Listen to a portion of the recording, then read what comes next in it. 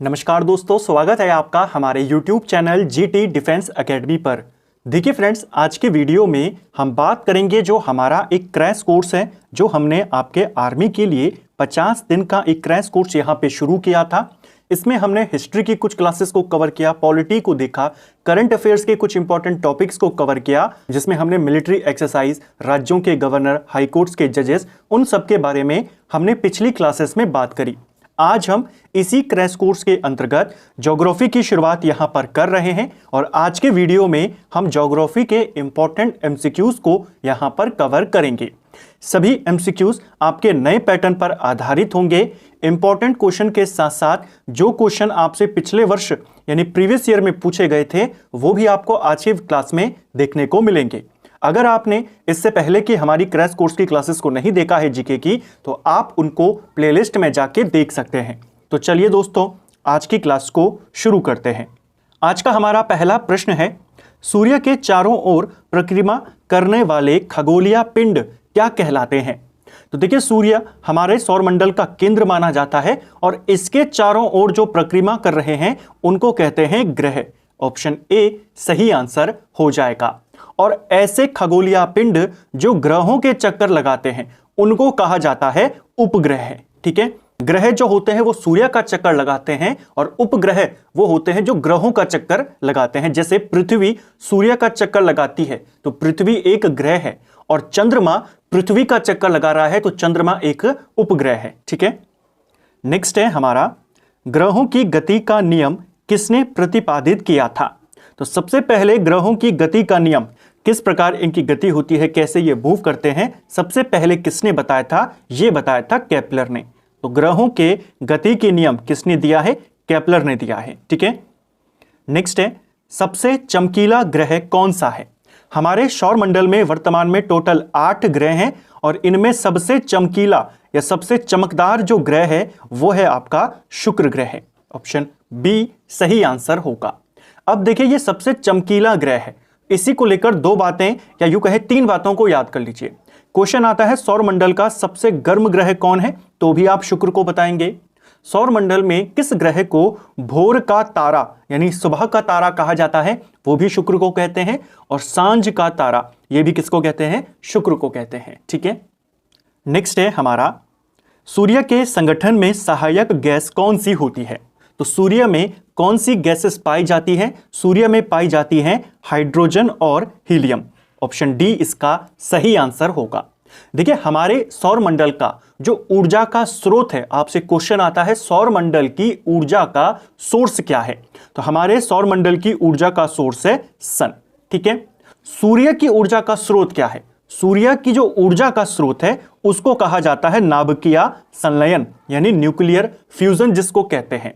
सौरमंडल का स्रोत पूछेगा तो सूर्य, और सूर्य की ऊर्जा का स्रोत क्या है? नाभिकीय संलयन। नाभिकीय संलयन में क्या होता है? नाभिकीय संलयन में जो 4 हाइड्रोजन्स होते हैं, इसमें जैसे हमने कहा हीलियम और हाइड्रोजन गैसेस पाई जाती हैं, तो 4 हाइड्रोजन के एटम इसमें आपस में जुड़ते हैं और हीलियम का निर्माण करते हैं, जिससे बड़ी मात्रा में ऊर्जा जनरेट होती है। ठीक है, तो सूर्य में कौन सी प्रोसेस चलती रहती है? सूर्य गैस का गोला है, उसमें हाइड्रोजन और हीलियम है। हाइड्रोजन के 4 एटम आपस में मिलकर हीलियम का निर्माण करते रहते हैं। ये प्रोसेस लगातार चलती रहती है और इसी वजह से एक बड़ी अमाउंट ऑफ एनर्जी का यहां पर निर्माण होता है। ठीक है, सूर्य के प्रकाश को पृथ्वी तक पहुंचने में कितना समय लगता है? तो सूर्य के प्रकाश को पृथ्वी तक पहुंचने में 8 मिनट 16 सेकंड के करीब का समय लगता है। अगर हम इसे सेकंड्स में कन्वर्ट करें तो लगभग 500 सेकंड का समय सूर्य के प्रकाश को पृथ्वी तक आने में लगता है। ठीक है, नेक्स्ट है हमारा, पृथ्वी पर दिन रात की अवधि कहां पर समान होती है? तो पृथ्वी पर दिन रात की अवधि ये समान होती है भूमध्य रेखा के ऊपर। ऑप्शन ए सही आंसर होगा, यानी यहां पर दिन भी 12 घंटे का, रात भी 12 घंटे की, इक्वेटर पर ऐसा होता है। नेक्स्ट है हमारा, पृथ्वी की अपनी कक्षा में गति कैसी है? पृथ्वी कैसे घूमती है? ठीक है, यह आपको बताना है। देखिए, पृथ्वी सूर्य का चक्कर लगा रही है तो एक दिशा होगी कि इस दिशा में घूमती है। पृथ्वी घूमती है पश्चिम से पूर्व की ओर। ऑप्शन ए सही आंसर होगा। ठीक है, जो सूर्य है वो पूर्व से निकलता है, पश्चिम में डूबता है, लेकिन पृथ्वी कैसे चक्कर लगा रही है, किस कक्षा में घूम रही है, किस दिशा में घूम रही है? पश्चिम से पूर्व आपने टिक करना है। ठीक है, ये वाला भी कई बार आया है पृथ्वी की दिशा के बारे में। नेक्स्ट है, सूर्य और पृथ्वी के बीच अधिकतम दूरी जिसे अपसौर कहते हैं कब होता है? देखिए, जो ये हमारा सूर्य है, अब इसके चारों ओर पृथ्वी चक्कर लगा रही है, लेकिन गोल घेरे में नहीं लगा रही है। एक अंडाकार जैसा मार्ग है और यहां पर पृथ्वी चक्कर लगाती है। मान लीजिए यहां पर पृथ्वी होगी, तो कभी ऐसा आएगा जब पृथ्वी सूर्य से सबसे दूर है, और कभी ऐसा आएगा जब सबसे नजदीक है। जब पृथ्वी सूर्य से सबसे दूर होती है, उस कंडीशन को कहा जाता है इंग्लिश में एपोजी और हिंदी में अपसौर इसे कहते हैं। और यह घटना होती है 4 जुलाई को। 4 जुलाई को पृथ्वी सूर्य से सबसे दूर होती है। और इसका उल्टा, जब पृथ्वी सूर्य के सबसे नजदीक होती है, उसको कहा जाता है उपसौर। ठीक है, और उपसौर की जो घटना होती है वो 3 जनवरी को होती है। तो दोनों आपने याद करना है। पृथ्वी सूर्य के सबसे नजदीक कब है, तो आप कहेंगे 3 जनवरी। सबसे दूर कब है, तो आप कहेंगे 4 जुलाई। जब सबसे नजदीक होती है उसे उपसौर कहते हैं, जब सबसे दूर होती है उसे अपसौर कहते हैं। ठीक है, नेक्स्ट है हमारा, पृथ्वी के केंद्र में पाया जाने वाला चुंबकीय पदार्थ कौन सा है? तो पृथ्वी के सेंटर में कौन सा चुंबकीय पदार्थ पाया जाता है? यह पाया जाता है निकेल। ऑप्शन सी सही आंसर हो जाएगा। ठीक है, बेसिकली 2 इंपॉर्टेंट पदार्थ पाए जाते हैं जिनको निफे के नाम से डिनोट किया जाता है, निकेल और आयरन। ठीक है, आयरन है नहीं तो निकेल पे आपने टिक कर लेना है। नेक्स्ट है, पृथ्वी के ऊपरी परत को क्या कहा जाता है? देखिए, पृथ्वी का जो अंदरूनी भाग है उसे 3 भागों में बांटा जाता है। सबसे ऊपरी जो परत होती है उसे कहा जाता है क्रस्ट। ठीक है, इसके बाद की जो बीच की लेयर होती है, जो बीच की परत होती है, उसे आवरण कहा जाता है, जिसे हम इंग्लिश में मेंटल कहते हैं। और जो इसका सबसे अंदर का भाग होता है, जिसे पृथ्वी का केंद्रीय भाग कहते हैं, इसको कोर कहा जाता है। आपसे सबसे ऊपरी परत पूछा है, ऊपरी परत होती है क्रस्ट, उसके बाद होता है मेंटल, और सबसे आखिर में कौन आती है? कोर आती है। एक क्रम आपने याद करना है, सबसे ऊपर भूप्रपट्टी, फिर मेंटल और फिर कोर। ठीक है, नेक्स्ट है हमारा, पृथ्वी में कौन सा तत्व सर्वाधिक मात्रा में पाया जाता है? अब कौन सा वाला तत्व है जो पृथ्वी में सबसे ज्यादा मात्रा में उपलब्ध है? देखिए, तत्व पूछा है। तत्व आपका गैस भी हो सकता है, सेमीकंडक्टर भी हो सकता है, आपका धातु भी हो सकता है। ठीक है, मेटल हो सकता है, नॉन मेटल हो सकता है, या उपधातु हो सकता है। तो सबसे ज्यादा मात्रा में जो पाया जाता है पृथ्वी में वो ऑक्सीजन है। ऑप्शन डी सही आंसर होगा। कम से कम जो शुरुआत के 5 धातु हैं वो आपको पता होने चाहिए, ये जो 5 तत्व हैं वो आपको पता होने चाहिए। पृथ्वी पर सबसे ज्यादा मात्रा में पाई जाती है ऑक्सीजन, जिसे O2 के द्वारा लिखा जाता है। ऑक्सीजन लगभग है 46.60%। ठीक है, दूसरे नंबर पे आता है सिलिकॉन। सिलिकॉन कितना पाया जाता है पृथ्वी पर? 27.7%। इसके बाद आता है एल्यूमिनियम। एल्यूमिनियम पाया जाता है 8.13%। और फिर आता है आयरन यानी लोहा, जो कि लगभग 5% पाया जाता है। और 5वें नंबर पे आता है कैल्शियम, लगभग 3.63% के साथ। अब आपसे क्वेश्चन कैसे आता है उसको देखिए। आपसे पूछा गया सर्वाधिक मात्रा में कौन सा तत्व पाया जाता है, तो आपने ऑक्सीजन पर टिक कर दिया 46.6। अगर आपसे यही क्वेश्चन आ जाए कि सबसे ज्यादा कौन सा धातु पाया जाता है, ऑक्सीजन आपकी गैस हो गई, सिलिकॉन आपका सेमीकंडक्टर हो गया, एल्यूमिनियम यहां पर धातु है। अगर धातु पूछा होता तब आप एल्यूमिनियम पर टिक करते। ठीक है, नेक्स्ट है हमारा, रिएक्टर स्केल से क्या मापा जाता है? तो रिएक्टर स्केल से भूकंप की तीव्रता को मापा जाता है। ऑप्शन ए सही आंसर हो जाएगा। ठीक है, अगला प्रश्न है, विश्व का सबसे ऊंचा पर्वत शिखर माउंट एवरेस्ट कहां स्थित है? तो माउंट एवरेस्ट दुनिया का सबसे ऊंचा पर्वत शिखर है। इसकी ऊंचाई कितनी है? लगभग 8,848 मीटर इसकी ऊंचाई है।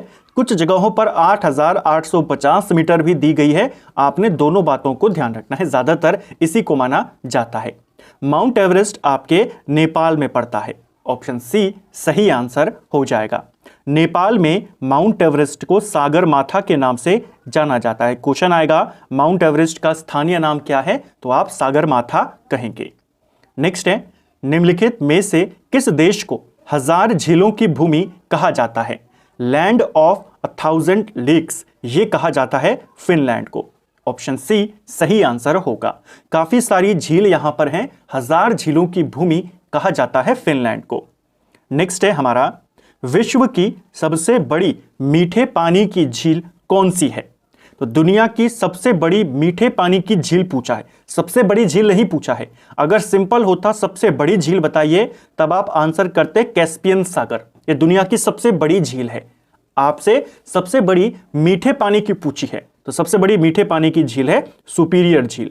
ऑप्शन ए इसका सही आंसर होगा।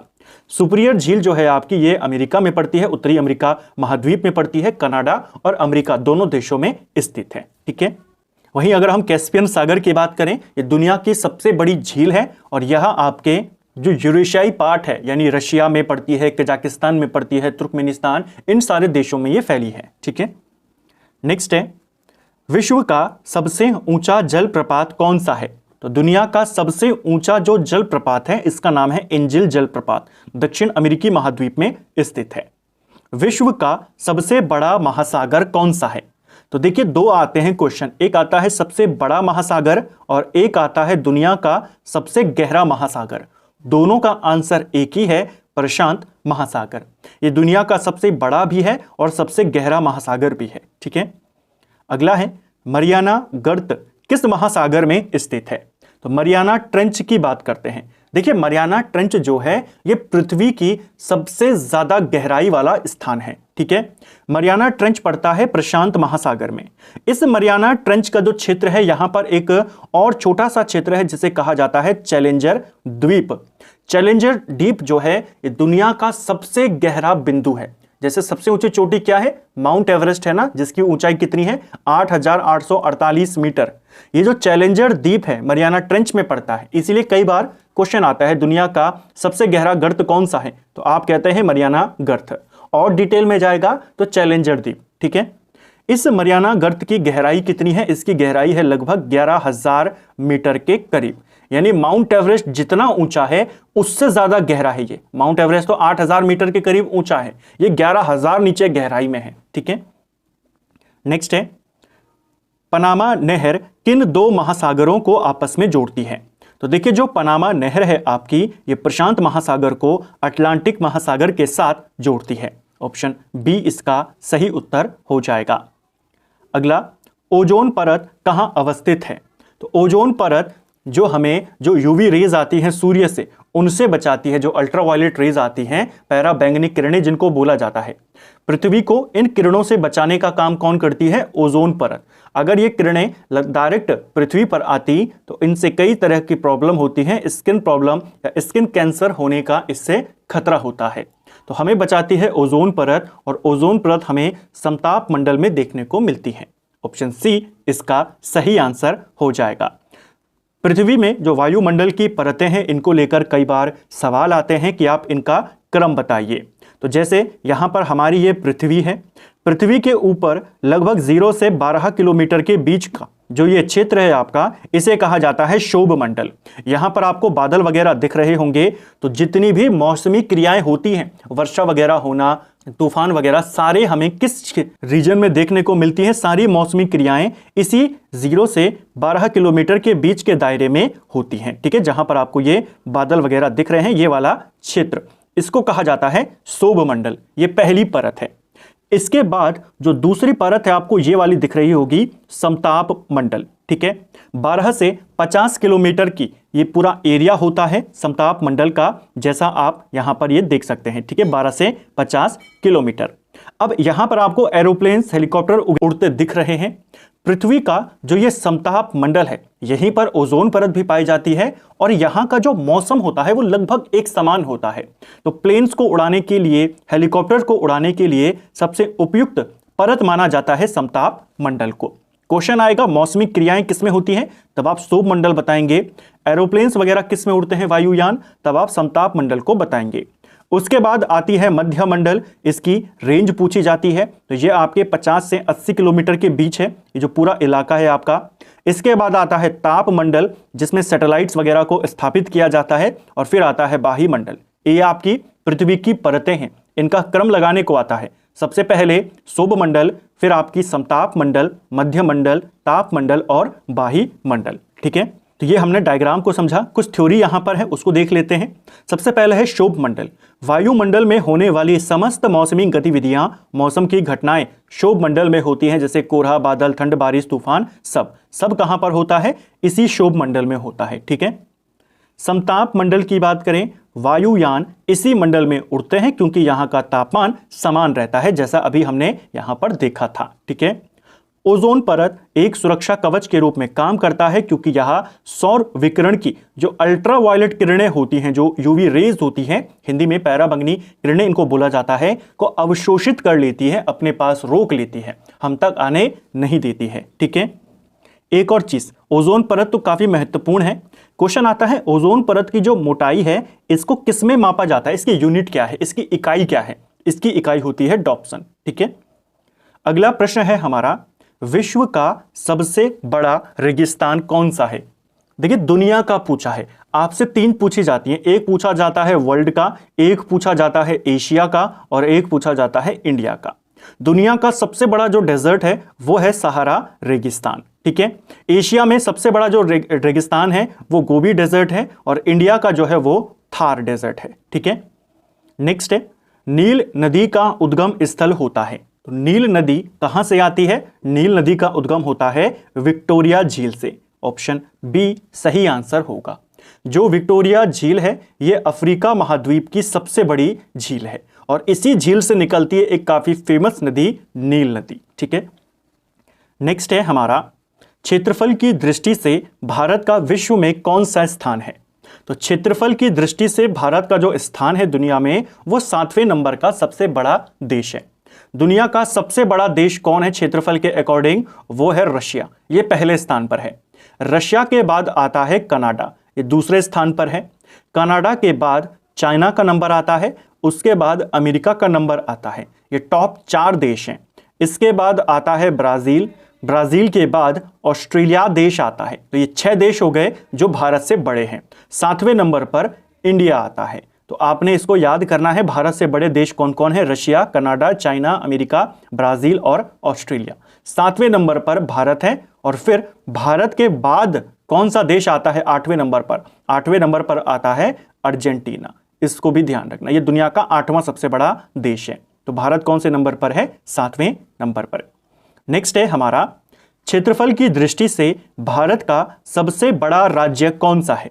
जल्दबाजी में आपने सीधा यूपी पर टिक नहीं करना है। यूपी जनसंख्या में, पॉपुलेशन में सबसे बड़ा राज्य है भारत का। क्षेत्रफल के अनुसार यूपी 4थे नंबर का राज्य है भारत में। आपसे सबसे बड़ा राज्य पूछा है, भारत का सबसे बड़ा राज्य राजस्थान है। ऑप्शन सी इसका सही आंसर यहां पर होगा। टॉप 4 राज्य आपको पता होने चाहिए। पहले नंबर पे राजस्थान आता है, दूसरे नंबर पे मध्य प्रदेश है, तीसरे नंबर पे महाराष्ट्र है और चौथे नंबर पर यूपी है। तो ये क्रम है भारत के टॉप 4 राज्यों का। आपने सीधा यूपी पे नहीं जाना है। यूपी जनसंख्या के आधार पर सबसे बड़ा राज्य है, क्षेत्रफल में वो 4थे पे आता है, दूसरे पे मध्य प्रदेश है, तीसरे पे महाराष्ट्र है, उसके बाद आता है यूपी। ठीक है, क्षेत्रफल के अनुसार। तो फ्रेंड्स ये था हमारा आज का वीडियो जिसमें हमने ज्योग्राफी के इंपॉर्टेंट एमसीक्यूज को यहां पर कवर किया और कोशिश करी साथ में कि जो एक्स्ट्रा फैक्ट हैं उनको भी साथ साथ में कवर करते हुए चलें ताकि आपकी जो चीजें हैं और अच्छे से क्लियर हो पाएं। उम्मीद करता हूं आपको आज का वीडियो पसंद आया होगा। अगर आपको ये वीडियो पसंद आई है तो वीडियो को लाइक करें, चैनल पर नए हैं तो सब्सक्राइब करें, अपने दोस्तों के साथ शेयर करें। वीडियो आपको कैसा लगा कमेंट बॉक्स में हमें जरूर बताएं। Thank you friends.